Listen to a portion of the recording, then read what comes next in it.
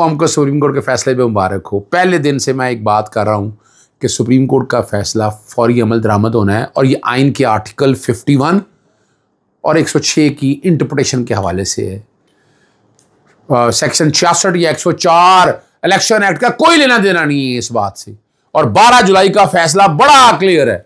मैं उस पर अमल दरामद के हवाले से मुतलका हाई कोर्ट्स में आइन के आर्टिकल 187(2) के तहत गया। उसके अलावा सेक्शन 215 है जो आइन से मुतसादम है। इसमें सबसे जबरदस्त जो बात है, 25 जुलाई 2024 को सलमा रियाज और आमना अमीर अब्दुल्ला के अंदर इस्लामाबाद को चीफ जस्टिस ने बेटर स्टेटमेंट दाखिल करने को कहा इलेक्शन कमीशन को कि फैसले पे अमल दरामद की स्टेटमेंट फाइल करें 6 अगस्त के लिए। 6 अगस्त को फिर ऑर्डर रिपीट हुआ, लेकिन इलेक्शन कमीशन ने फैसले पे अमल दरामद नहीं किया।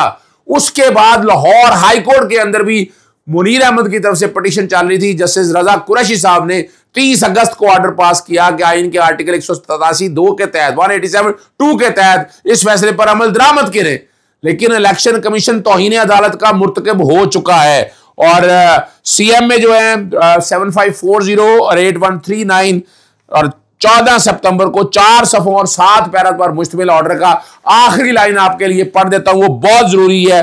Nonetheless the continued failure of and refusal by the commission to perform this legally binding obligation में as noted above has consequences, this obligation must be discharge with.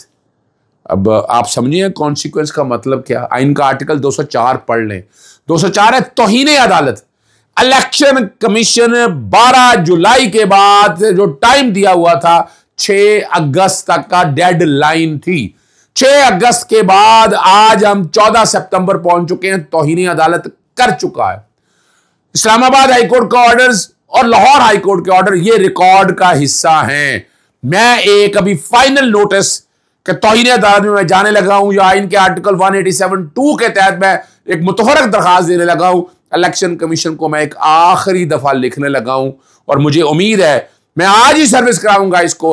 Election commission फौरी तौर पर पाकिस्तान तहरीके इंसाफ का पार्टी पोजीशन, जो कि ministerial act है ना लिखा हुआ है, वो जारी करे। वो नेशनल असेंबली की भी, कौमी असेंबली की भी और सूबाई असेंबलियों की भी, और कौमी असेंबली और सूबाई असेंबली को ये पार्टी पोजीशन फौरी तौर पर दे दे।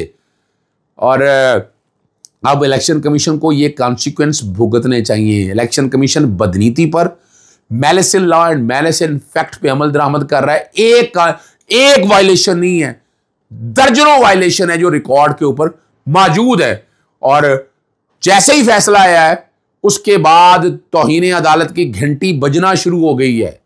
जितना वो डिले करेगा तौहीन अदालत में उतने कॉन्सिक्वेंस, और उसमें माफी नहीं मिलनी चाहिए। मैं फिर अर्ज करता चलूं, हमारी अदालतों को माफी नहीं देनी चाहिए। अगर अदालतों की फैसलों की बेतौकीरी होगी तो हर कोई यही करेगा, और यही कुछ हो रहा है कि हम फैसलों पे अमल दरामद नहीं करवा सके, चाहे वो तौहीन अदालत की प्रोसीडिंग हो इस्लामाबाद हाई कोर्ट के अंदर।